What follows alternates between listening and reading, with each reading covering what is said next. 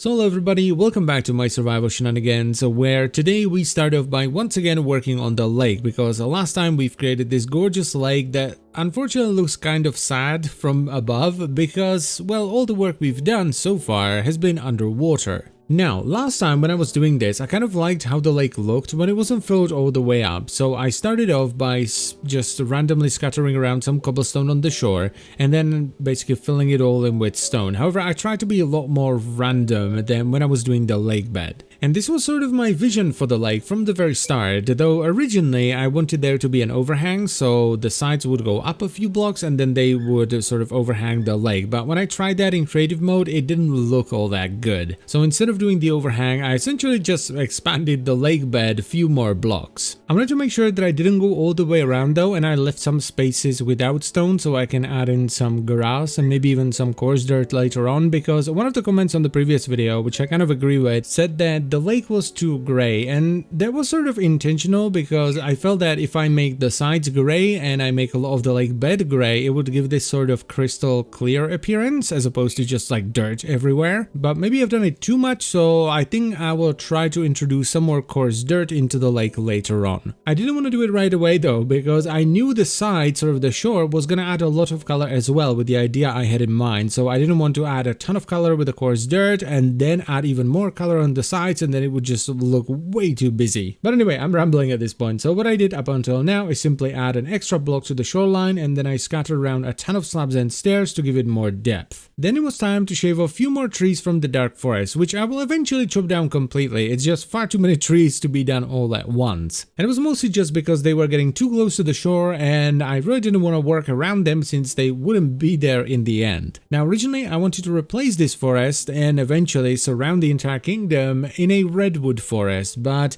after thinking about it a little bit more and trying it out in creative mode and going back to Ark Survival Evolved, which is where I was drawing my inspiration from because the Redwood Forests there are awesome, I realize it's just not something I can do because redwood trees and redwood forest in general not only have a very specific look, but they also have a very specific feel, and getting that in Minecraft would be too difficult and extremely time consuming. Like if I wanted to surround the entire kingdom in a redwood forest, I would be doing nothing but building the forest for like a year or so. And while I'm pretty sure I would eventually get the look and the feel right, I don't think it's necessarily worth it for what is essentially a backdrop for the kingdom. But anyway, the next step for the lake was to add in some mossy cobblestone slabs on the stone layer that we've just done. And I think I will actually go back and add a few of these to the lake bed as well, but the purpose of these was to sort of transition from the stone into grass and eventually some podzol as well. Because I really didn't want the shore to just be like, okay, it's stone, stone, stone, maybe a coarse dirt here and there, and bam, now there's grass on top. I feel that would look too weird, so I tried to sprinkle in a few of these mossy stone slabs to help the transition from the stone to the grass. But I still wanted there to be some stone at the top, so I went around and added another layer of stone, but this time around it was very sporadic with a ton of gaps in between. This I think was the most important layer from this entire step of the project, because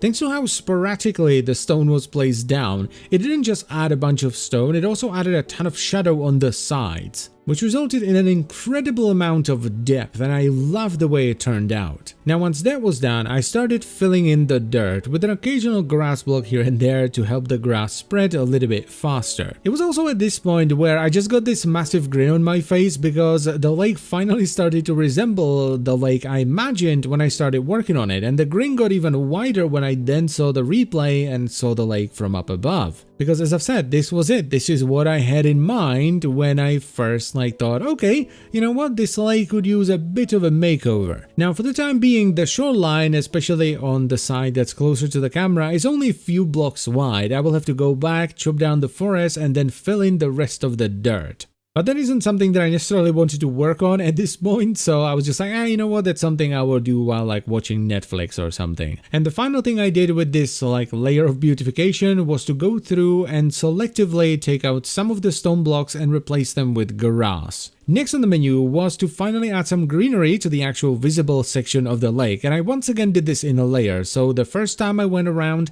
I added a bunch of sugarcane to the grass blocks that I had just placed down. Then I went around again, but this time I was planting bamboo and I was using bone meal to grow it to different heights, and I would finish it off by capping it with string so that it wouldn't grow any higher. And I think just bamboo placed sporadically like this looks really nice. Then the next layer was a leaf, so I got a bunch of oak and dark oak leaves and placed those around as well to once again break up the stone a little bit, so there was a bit more greenery all around the lake. And the final layer of greenery was to add some berry bushes to add some more green, a bit of a different shape from the leaves, but also some red from the actual berries. Now, after all of this was done, I was sort of looking at it, I was like, you know what would be really cool on the Central Peninsula? A fir tree, you know, one of those naturally grown ones when you have a 2x2 set of spruce saplings. So I took them there, I planted it grew on the first try. I had to fix the top because it always looks weird, and there it was, just a fir tree out of nowhere, and I fell in love with it. I was like, you know what, that looks really nice. I might try a few more of those. So of course I didn't get it like 4 times in a row on the side, and I eventually ended up going into creative mode and trying to figure out whether or not I can force the fir trees to grow instead of the really tall ones. And yes, you kind of can by placing blocks about 18 blocks above the saplings, which will force the tree to grow into a smaller variant, most of which look like the fir tree I was looking for. Now, I like these for a few reasons. It brings some order to the chaos because, you know, they're pretty straightforward, so they kind of break up the randomness of the shoreline. When they grow, they spread around some podzol, which introduces another different color to the area, and they're fairly easy to grow if you do it right. So I was thinking, well, maybe instead of doing the Redwood Forest, then I would do a forest with these guys because, you know, it's much easier to do. It's something I would actually be able to do on my own in survival without spending years trying to build it up. And I also thought it would work much better with the spruce trees we already have in the kingdom, you know, the custom ones I've been building every now and then. And this tree, by the way, was a complete bastard. It didn't want to grow right, and I wasn't really paying attention, so when it did eventually grow right, I forgot that there were already leaves up there, so I tried to fix it and it didn't work, and I was flying around and I slammed into it and died, and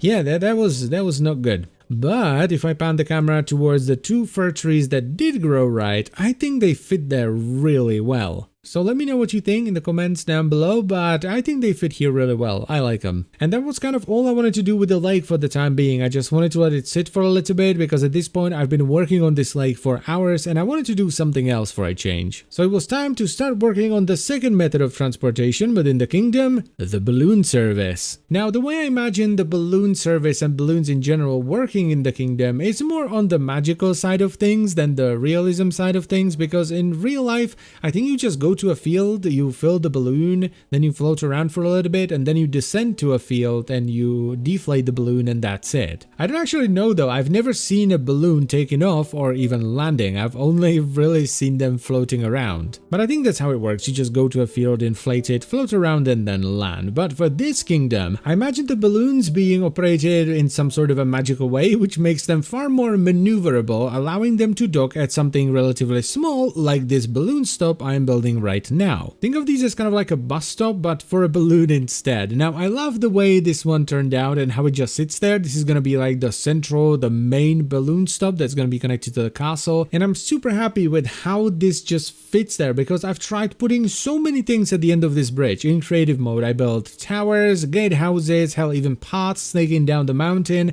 and nothing ever really looked right until this balloon stop. And the way these balloon stops operate is extremely straightforward. There's nothing complicated about it. Each side has a bumper, which is the fence, and then an anchor, which is represented with the anvil. So the balloon descends, it approaches the station, the basket comes bumping up against the bumper, which is soft so the basket doesn't get damaged. Then they simply tie the balloon to the anchor, and that's it. The balloon is now secure. Also, since this is kind of like, you know, the main balloon stop of the kingdom, I felt it was appropriate to hang some banners in there and then decorated with like levers and some trapdoors and all that kind of stuff. Though I think I might do like a bigger balloon sort of hanger somewhere later on as well. Now, after that, it was time to, well, build a balloon. Now, the design I went with isn't actually my design because I was looking at sort of Google and YouTube to get an inspiration for a balloon, and there isn't much you can do with a balloon. It's a balloon. So I ended up using a design by NashCrafter, and I will put a link to the video tutorial in the description because I feel like what she has done with a balloon that sort of fits the scale that we're working with here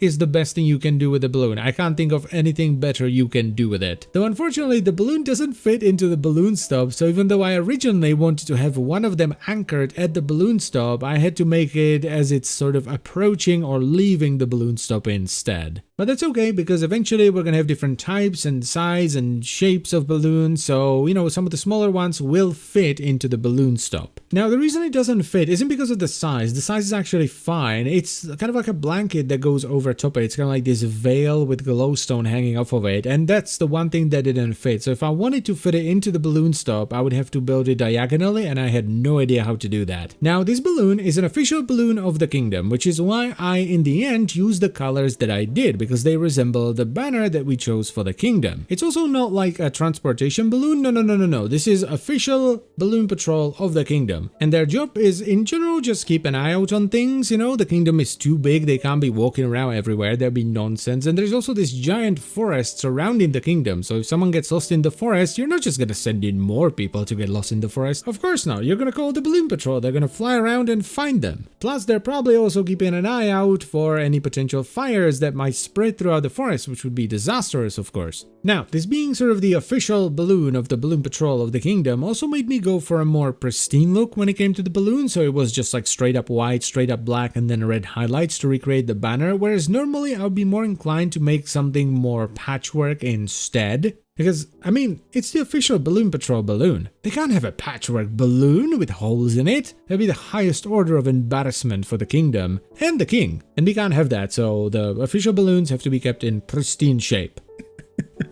Oh, I've been thinking about balloons for like the last 5 days.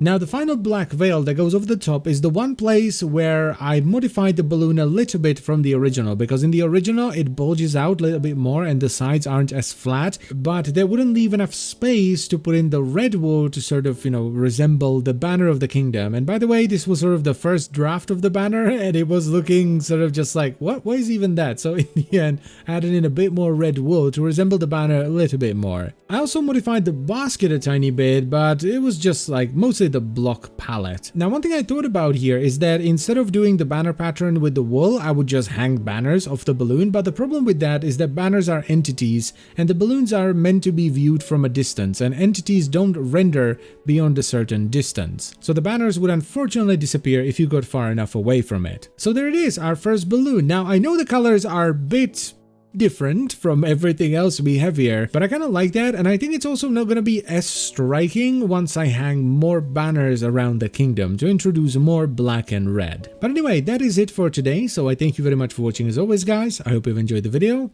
and I will see you next time. Bye bye.